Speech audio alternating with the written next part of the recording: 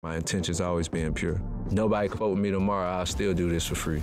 If you're an artist or creator who's looking to build more focus and resilience in their practice, then I really hope this video is going to help.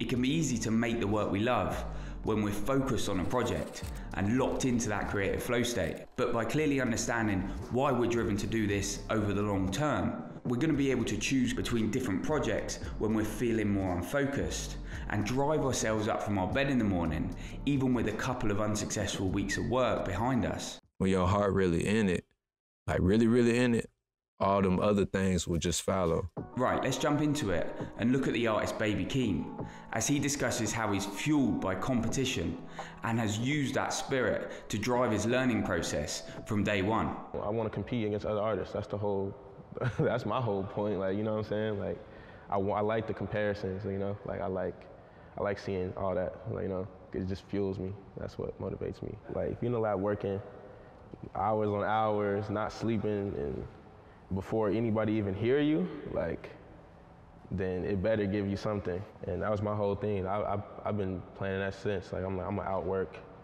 everybody. Like, once I realized I was like good at it, like it became like, okay, I really want to do this. I'm like, I'm about to just try to outwork everybody and learn and research everybody. I'm gonna try to know things people don't know. You gotta have that hunger for growth. Mm-hmm. You gotta have that hunger for, okay, what else can I learn? In this next section, we're going to take a look at Metro Boomin and how he discusses how it's his love for music and also the learning and exploration process that is the reason behind his creative work ethic. Because at a point, if you're just doing the same exact thing and forever and just stuck in your ways, like that shit could be uninspiring. You know what I'm saying? But if you try to start on some other shit or be like, how can I learn this? Or let me try to start doing this type of shit.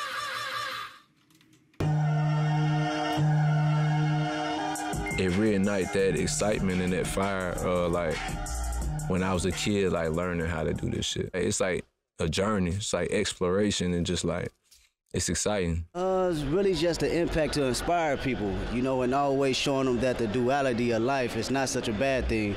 You know, we go through so many volatile situations where we don't really know how to connect or, you know, communicate how we feel. So through my music, I want to make sure that's the legacy, showing people how to communicate, and it's okay, you know, if you're not perfect. You know, it's about accepting the beauty of imperfection. Here we see Kendrick talking about his drive to communicate and share his experience with others.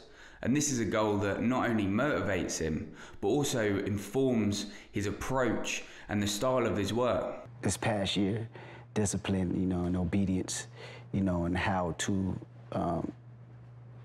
control your own emotions and how to even speak that truth on a record, you know, to expose yourself even more, to have that closer connection with another human and have them relate to it. You know, it's not easy telling your truths, you know, and things that you fear, you know, from when you were 7, 17, and even a couple years ago, you know. So, but I know at the end of the day that, you know, the music is not for me, it's for somebody else that's going through a fucked up day to listen to and progress in their lives. And that's the reason why I always choose to have that dynamic when approaching it, you know, being selfless in the whole situation. I still am like writing songs and discovering new things about the process and about like how I process things and how I feel things. Here we see her talking about her artistic practice as the place where she can understand herself more deeply, but also share stories and messages that she feels are important. It's always like questions, and it's constantly looking for answers and constantly trying to work out what it is that's like inside me. But you can never fully work that out, right? Which is why songwriting will always, you know, live forever.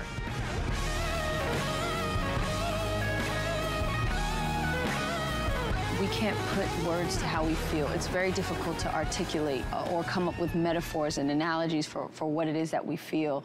The best words to describe, you know, the life that we live, the things that we feel, the things that we see is really a songwriter's purpose, I think. And that's a simple way to put it, but I also think it's a way to tell stories and kind of leave a mark. In this final section, I want to take a look at Earl and how he speaks of his drive to create as being a search to master his craft, but also related to an underlying identification that he has between his creative work and a connection with his father and an ongoing lineage. It's an attractive thing to me, bro. Like mastery, like of self that's what I'm the most excited about, of being in control of my writing. I love density. I want to live after I'm dead, bro. Got him missing Jerry's Thomas burping words is hotter than the pocket. It's part of the relationship I have with even my father.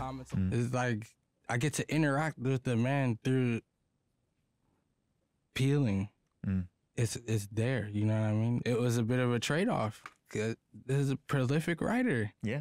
Didn't really have time to like watch the paint peel with me, like at the crib while I would eat sometimes, you know what I'm saying? Yeah. And then, you know, when he passed, it was tough, but post is like, oh, and as my brain has grown and my capacity for understanding has grown, as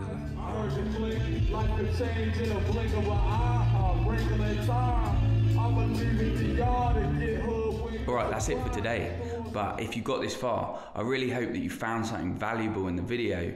And if you have any thoughts or ideas yourself, I hope you feel comfortable sharing them below and strengthening the page for others. With that said, thanks for watching and good luck with your creative projects till next time. Hope nobody sees me.